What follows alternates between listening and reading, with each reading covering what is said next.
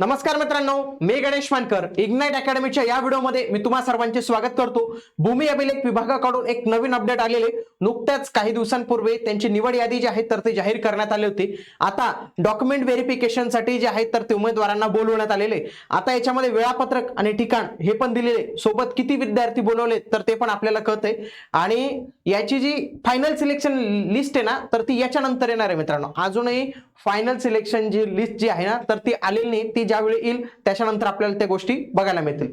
बघा, सगळ्यात आधी जर तुम्ही पाहिलं गट क भूकर मापक संवर्ग, सगळ्यात आधी कोकण मुंबई विभागात जर पाहिलं तर याच्यामध्ये कागदपत्र पडताळणी आणि तपासणी कामी उमेदवारांची यादी एक डिटेल यादी दिलेली। तुम्ही तुमचं नाव चेक करा, तुमचं नाव असेल तर तुम्हाला व्हेरिफिकेशन साठी बोलवण्यात आलेले।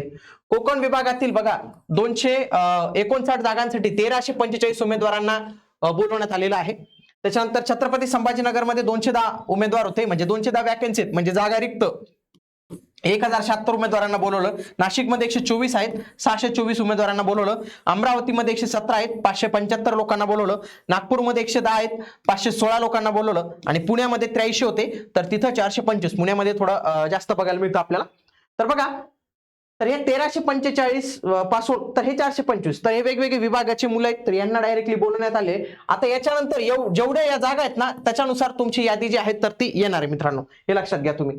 आता त्यांनी सांगितलेले की याचा जी सर्वसाधारण गुणवत्ता यादी आहे तर ती 30 जानेवारी रोजी आता प्रकाशित करण्यात आली होती। त्याच्यामध्ये त्यांनी स्पष्ट म्हटलेले काय की उमेदवारांना डॉक्युमेंट व्हेरिफिकेशन साठी बोलवले म्हणजे त्यांना फायनल सिलेक्शन होईल असं नाही। अंतिम निवड यादी प्रसिद्ध करण्यात येईल, ही सगळी झाल्यानंतर कागदपत्र पडताळणी आणि समांतर आरक्षण, परत कॅटेगरीचं आरक्षण हे सगळं बघूनच तुमची जी आहे तर ती अंतिम यादी प्रकाशित करण्यात येईल।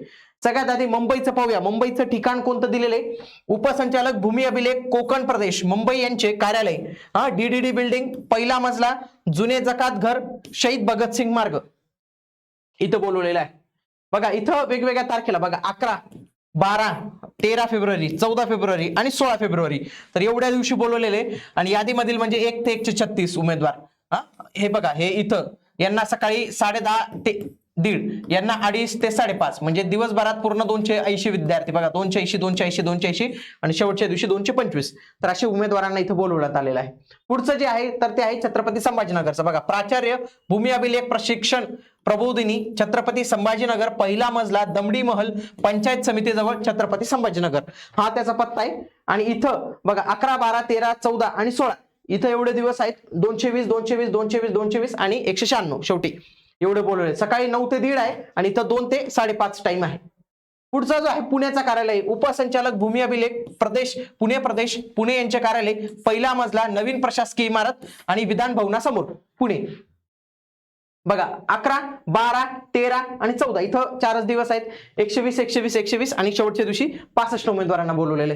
पुढचं अमरावतीचं उपसंचालक भूमी अभिलेख अमरावती यांचे कार्यालय, नवीन प्रशासकीय इमारत, श्री संत ज्ञानेश्वर सांस्कृतिक सभागृहासमोर, मोर्शी रोड, अमरावती। याच्यामध्ये बघा 11, 12, 13, 14 आणि 16 एवढे पाहायला मिळतात उमेदवार।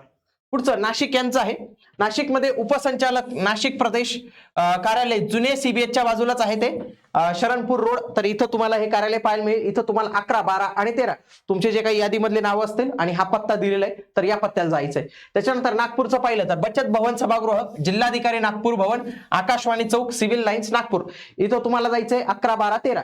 तर एवढ्या ह्या सगळ्या काही गोष्टी दिलेल्या आहेत। आगामी वर्षात आणखी काही जाहिराती ज्या आहेत तर ते येणार आहेत। आम्हाला माहिती आहे की तुम्ही काय भूमी अभिलेखवर थांबणार नाही, तुमचं ध्येय जे असेल तर ते सिव्हिल जेई वगैरेच असेल, तर त्याच्यासाठी आपली स्पेशल लाईव्ह स्वरूपाची बॅच मित्रांनो आपण जे आहे तर ते नुकतीच सुरू केलेली आहे, तर त्याला देखील तुम्ही एनरोल करू शकता, ज्याच्यामध्ये टेक्निकल नॉन टेक्निकल अशा सर्व बाबींचा तुम्हाला समावेश पाहायला मिळणार आहे। याच्याविषयी आणखी काही अपडेट आली ना तर तुम्हाला आपल्या या चॅनलवर जे आहे तर ते मिळून जाईल।